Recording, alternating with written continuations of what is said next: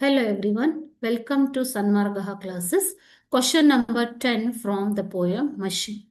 How does the poem use the concept of the law by which we live? It carries 3 marks.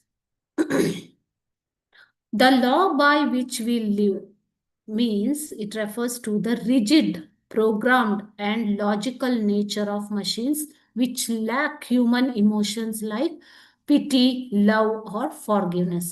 So ನಮ್ಮಲ್ಲಿ ಇರುವಂತಹ ದಯೆ, ಕರುಣೆ, ಪ್ರೀತಿ, ಕ್ಷಮೆ ಅನ್ನುವಂತಹ ಗುಣಗಳು ಮಷೀನಲ್ಲಿ ಇಲ್ಲ. ಯಾಕೆ ಅಂತಂದ್ರೆ whatever the instructions are given to them according to that only those only they work. According to those instructions only they work, isn't it?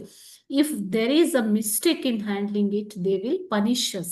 Okay, so the law which we live ಅಂತಂದ್ರೆ ಅದೇನೆ, ನನಗೆ ಕೊಟ್ಟಿರುವಂತಹ ಒಂದು rules ಪ್ರಕಾರ ನಾನು work ಮಾಡ್ತಾ ಇದ್ದೀನಿ. This phrase highlights that machines operate solely on predetermined non-emotional commands. So ಭಾವನೆಗಳಿಲ್ಲದಂತಹ ಬರೀ ಕಮಾಂಡ್ಗಳ ಮೇಲೆ ಮಷಿನ್ಗಳು ವರ್ಕ್ ಮಾಡ್ತಾ ಇದ್ದಾವೆ, ಭೌತಿಕ ಒಂದು ರೂಲ್ಸ್ ಮೇಲೆ. Okay, physical loss. Meaning they cannot comprehend or adapt to human mistakes. ಅವರು ಯಾವುದೇ ರೀತಿಯ ಮನುಷ್ಯ ಮಾಡುವಂತಹ ತಪ್ಪುಗಳಿಗೆ ತಮ್ಮನ್ನು ತಾವು adapt ಮಾಡ್ಕೊಳ್ಳೋದಿಲ್ಲ.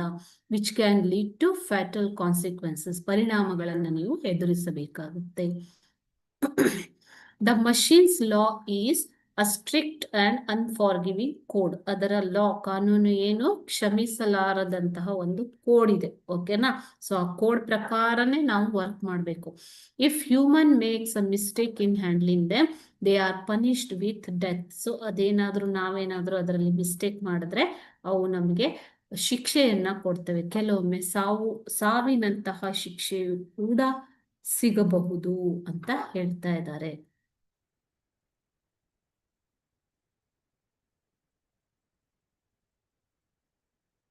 This emphasizes the machine's power and the need for caution. So ಇದೇ ಏನು, ಮಷೀನ್ಗಳ ಒಂದು ಪವರ್ ಮತ್ತು ಕಾಷನ್, ಎಚ್ಚರಿಕೆಯ ಅಗತ್ಯತೆಯನ್ನು ನಮಗೆ ಕೊಡ್ತಾ ಇರುವಂಥದ್ದು. Okay, thank you.